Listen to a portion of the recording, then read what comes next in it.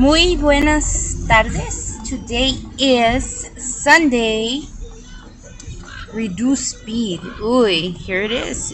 Interruption. Today is Sunday, June the something. And here is another Amonos Recio, really quick for you guys. I just wanted to share with all of you guys the California Institution for Women in Chino. Yes, guys, I cover everything, not just cemeteries and graveyards. So, you guys, if you are not aware of this prison, there it is, a shot of it. It is in the city of Chino. This is Corona County Road, or what is it? Chino Corona Road. Chino Corona Road. And this original prison was opened in 1952. Everybody used to get housed in Tehachapi, but there was an earthquake that fucked it all up, so they ended up bringing all the inmates to this location, guys. Right after that, once they got all the girls out here, Tehachapi became just a man prison. So, what? Visit. Here's the towers. Here it is, guys. There's visitors. Yeah. It was the only women prison. It was the only women prison here in California until 1987 when the Up North Women's Center opened. And this is where all the death row women were held. Here, guys. Here in Chino. There it is. Mira. California Institution for Women. Ain't lying, guys. Right here. This is as crazy as we fucking get right here. When they first had all the women in here, their uniforms consisted of like dresses. They were in like their Sunday's best, like literally. So it was until they added all the towers, which you seen one of. There's another one on the far end out there.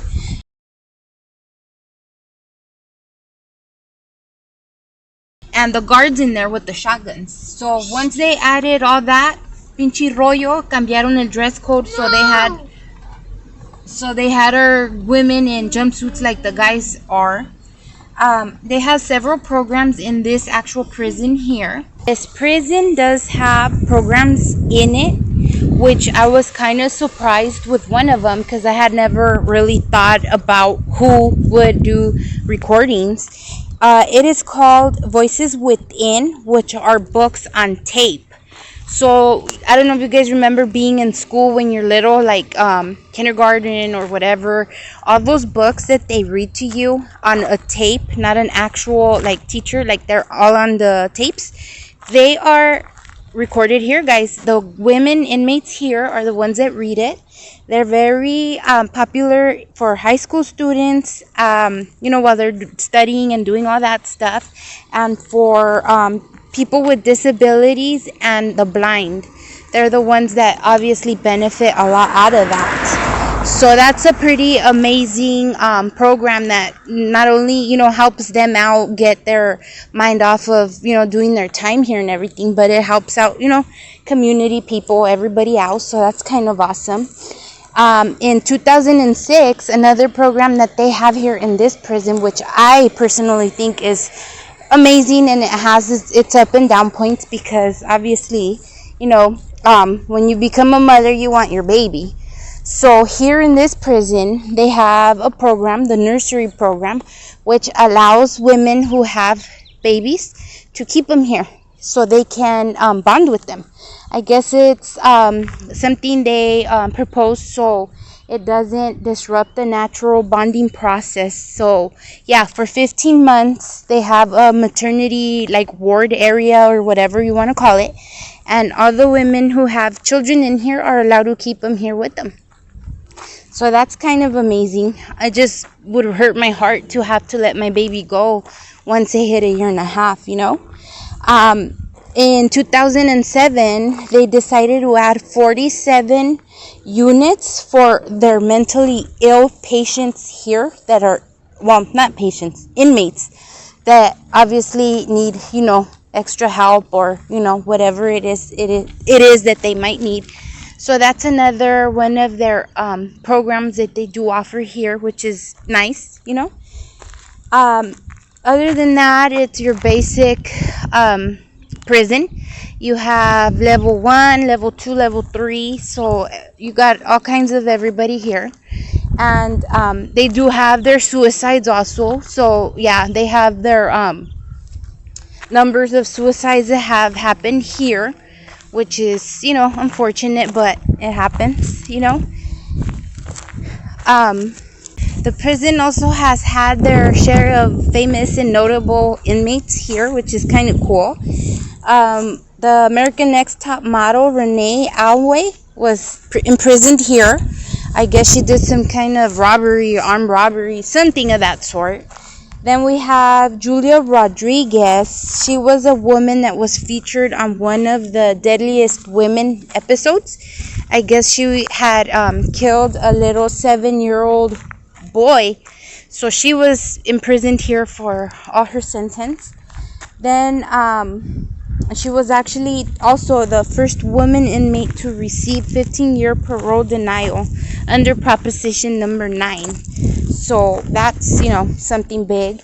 Then we have Barbara Graham. There was a movie made after her whole incident, situation, whatever it is she did. I haven't seen it. I never even heard of it, but now I'm going to have to because I'm curious. It's called I Want to Live. That's the movie.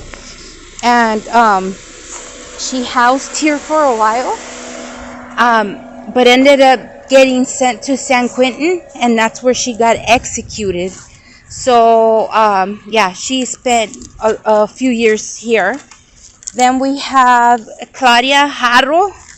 Everybody knows Joe Pesci. My cousin Vinny. Yeah, he couldn't get her out.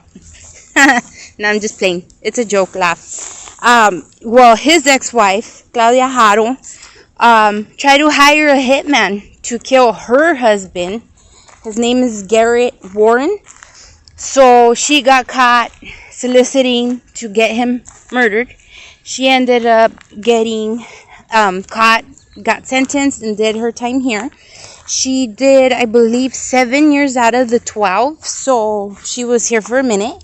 Then we have Stephanie Lazarus. I know everybody has heard about her. She was an LAPD detective, and her case is old. I've seen it on that IDTV. She was with a guy and got that guy's wife murdered. So she got caught, all kinds of drama, and from what I had read, she didn't get sentenced till 2012, and this murder, the conspiracy, everything happened back in 1986, guys. So once again, if you were watching my show this last week, murder, don't do it. Come on, don't fucking do it. You're gonna get fucking caught. But yeah. And then we have another one. I don't know if you are familiar with the Travel Channel and Ghost Adventures. They did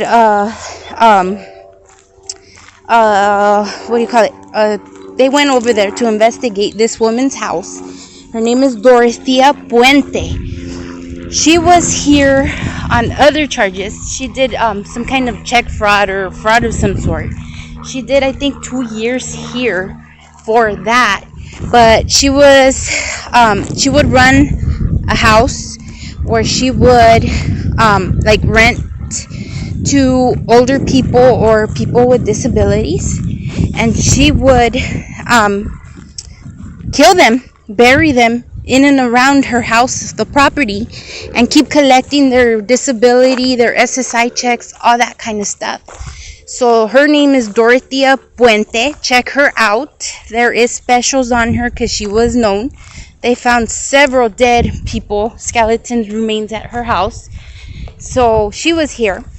And we have the famous Manson family sisters. Some of them were held here also. I believe there's still 1 or 2 of them here. I'm not sure. Maybe I misread. But yeah, guys, this is it. The Chino Women Prison. It's here in the city of Chino. And as you can see, today is a Sunday. There's not much going on, I guess, because of the COVID. Visiting, I know, has been how do you say it, they're not having visits right now because of the COVID, I should say.